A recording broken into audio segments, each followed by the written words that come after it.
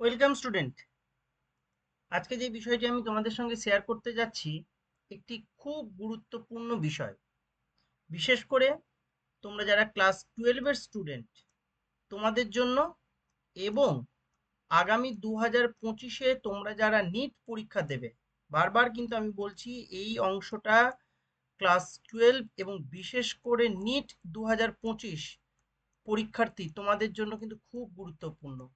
আগামী বছর তোমরা যারা নিট পরীক্ষা দেবে, অর্থাৎ কারা না 2025, অর্থাৎ আগামী বছরের যারা নিট পরীক্ষার্থী তোমাদের জন্য খুব গুরুত্বপূর্ণ আজকের এই বিষয়টি। ঠিক আছে, বিষয়টি কি? এছাড়াও তোমরা যারা আগামী দিনে সায়েন্স নিয়ে পড়াশোনা করতে চাও, ক্লাস 10-এর স্টুডেন্ট, তোমাদের জন্য খুব গুরুত্বপূর্ণ। আর ক্লাস 12-এর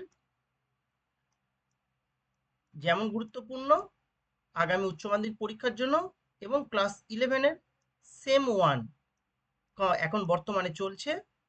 আগামী যে পরীক্ষাটি হবে তোমাদের সামনের বছর সেমেস্টার 2, সেই সেমেস্টার 2 এর জন্য কিন্তু খুব গুরুত্বপূর্ণ।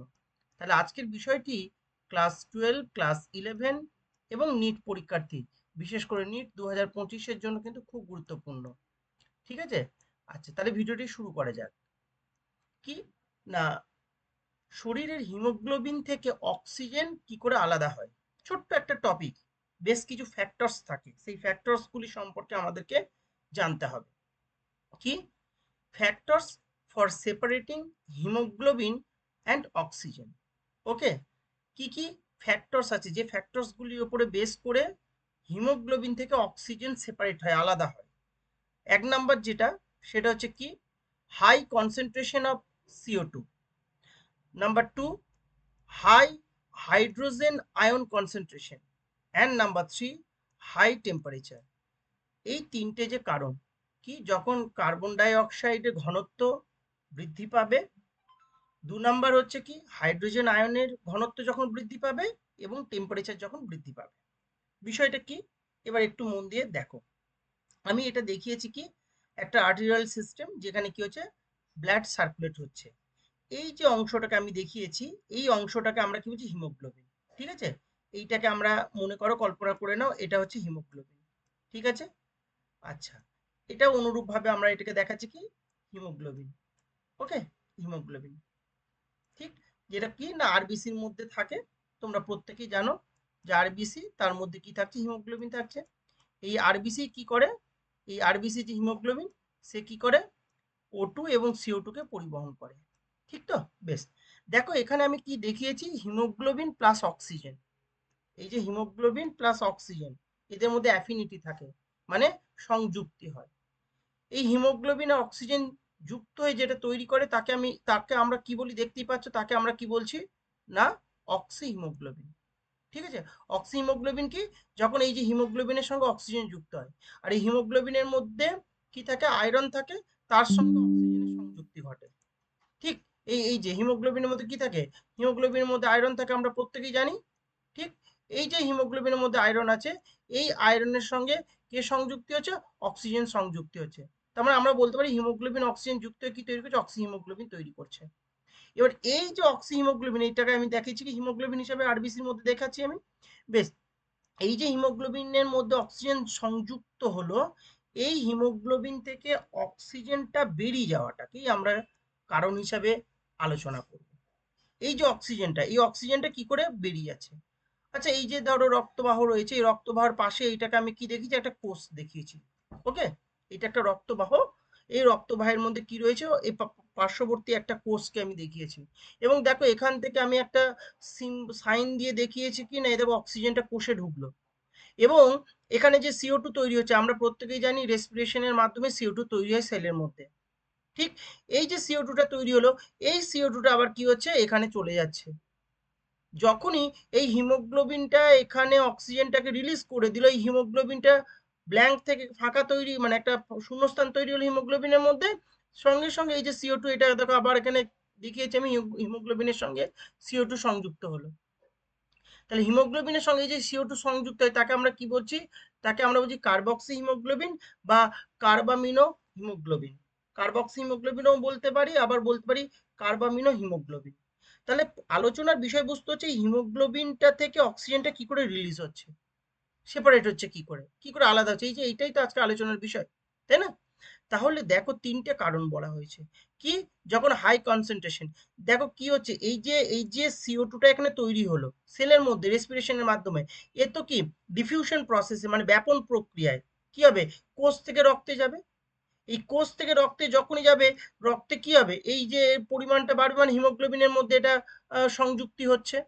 ঠিক অনুরূপভাবে আর একটা কারণ দেখা যাচ্ছে high high concentration of hydrogen ion. এই যে হাইড্রোজেন আয়ন, এই হাইড্রোজেন আয়ন যত বৃদ্ধি পাবে, যত কোষ থেকে হাইড্রোজেন আয়ন বেরিয়ে আসবে, তত কি হবে না এইটাকে রিলিজ করবে হিমোগ্লোবিন। আর একটা হচ্ছে টেম্পারেচার। এই টেম্পারেচারটা মোটামুটি আমরা কতর মধ্যে ধরি না, মোটামুটি বিশেষ করে আমরা যখন জিম টিম করি, বডি মানে জিম করা হয়, তখন বডির টেম্পারেচারটা বেরিয়ে কত, মোর অর লেস 37 ডিগ্রি সেন্টিগ্রেড। কেমন? তখন কিন্তু বেশি পরিমাণে অক্সিজেন কোষের প্রয়োজন হয় যখন আমরা জিম করি। তাহলে এই টেম্পারেচারে কি হচ্ছে না, অক্সিজেনটা এখান থেকে রিলিজ হয়ে যাচ্ছে, এটা ব্ল্যাঙ্ক ফাঁকা হচ্ছে। এই যে CO2, এই CO2টা আবার একটা এই হিমোগ্লোবিন, এইগুলো সব একই আর কি, এই হিমোগ্লোবিনে গিয়ে যুক্ত হচ্ছে। তাহলে হিমোগ্লোবিনের সঙ্গে যখন কার্বন ডাইঅক্সাইড যুক্ত হচ্ছে তখন কার্বক্সি হিমোগ্লোবিন তৈরি করছে। আচ্ছা, এবং যখন হিমোগ্লোবিনের সঙ্গে অক্সিজেন যুক্ত হচ্ছে তখন তাকে আমরা কি বলছি, অক্সি হিমোগ্লোবিন। আর এই যে কার্বক্সি হিমোগ্লোবিন, একে আবার আমরা কার্বামিনো হিমোগ্লোবিনও বলি। তাহলে তিনটে কারণ, যে কারণের জন্য কার্বন ডাই অক্সাইড, যে তিনটে কারণের জন্য অক্সিজেন হিমোগ্লোবিন থেকে রিলিজ হচ্ছে, মানে কার্বক অক্সি হিমোগ্লোবিন থেকে অক্সিজেন রিলিজ হচ্ছে। এই যে অক্সিজেনটা রিলিজ হলো, তাই না, এই যে অক্সিজেনটা কোষে এসে ঢুকছে, এখানেও কিন্তু ব্যাপন প্রক্রিয়া হচ্ছে। রক্তবাহ থেকে যখন কোষে অক্সিজেন ঢুকছে তখনও ব্যাপন প্রক্রিয়াতেই ঢুকছে, আবার কোষ থেকে যখন CO2টা রক্তবাহে যাচ্ছে তখনও কিন্তু ব্যাপন প্রক্রিয়ার মাধ্যমে হচ্ছে। ঠিক? তাহলে এখানে প্রথম যে কারণটা বলা হলো, যখন এখানে কি হচ্ছে, CO2 কনসেন্ট্রেশন বৃদ্ধি পাচ্ছে, হাই কনসেন্ট্রেশন যখন হচ্ছে। ঠিক? আরেকটা কি বলা হলো, যখন হাইড্রোজেন আয়ন কি হচ্ছে, প্রচুর পরিমাণে হাইড্রোজেন আয়ন রক্তবাহের মধ্যে চলে আসছে। আর একটা কি কারণ বলা হলো টেম্পারেচার। এই টেম্পারেচারটা কতর মধ্যে আমরা দেখলাম না, এই টেম্পারেচারটা আমরা আলোচনা করছি মোর অর লেস 37 ডিগ্রি মানে টেম্পারেচার আর কি। কেমন? তাহলে এই যে কারণগুলি রয়েছে, তাহলে temperature is inversely proportionate to oxygen binding. Okay, এটাও আমরা বলতে পারি আর কি। তাহলে যেমন অক্সিজেন হিমোগ্লোবিন থেকে রিলিজ হয়ে যাচ্ছে, ঠিক অনুরূপভাবে সেই হিমোগ্লোবিন কার্বন ডাইঅক্সাইডকে নিচ্ছে, এক অক্সিজেনকে ছেড়ে দিচ্ছে, আর অক্সিজেন ছাড়ার ফলে যে শূন্যতা তৈরি হচ্ছে হিমোগ্লোবিনের মধ্যে, কার্বন ডাইঅক্সাইডকে সে নিচ্ছে। হিমোগ্লোবিনের সঙ্গে যখন অক্সিজেন যুক্ত থাকছে তখন তাকে আমরা অক্সি হিমোগ্লোবিন বলছি, আর যখন হিমোগ্লোবিনের সঙ্গে CO2 যুক্ত হচ্ছে তখন তাকে কার্বক্সি হিমোগ্লোবিন বলছি। আমি শুরুতেই বলে দিয়েছিলাম, বিশেষ করে যারা নিট 2025 পরীক্ষার্থী, তোমাদের জন্য খুব গুরুত্বপূর্ণ কোন কোন ফ্যাক্টরসগুলি এই রিলিজ হচ্ছে, মানে সেপারেটিং হিমোগ্লোবিন অ্যান্ড অক্সিজেন, সেই ফ্যাক্টরসগুলি কি।